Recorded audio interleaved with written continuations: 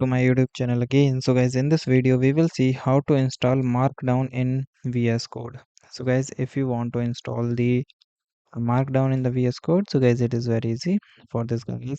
First of all, you go to your file, and here you see the option of extension. In the extension guys, you simply search the Markdown all in one. M-A-R down all in one. So guys, now I try to increase its size. Markdown all. If it is not coming, so guys, try to enter fully. So guys, here you see, but there is a lot of action related to the Markdown, like Markdown all in one web, Markdown all in one. But here you see how you verify.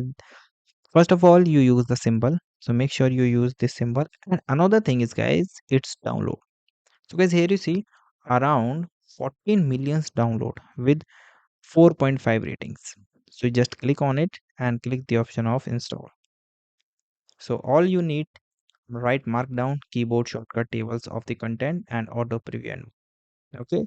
So this is the way that you can do, and it start installing, and you. So guys, thank you.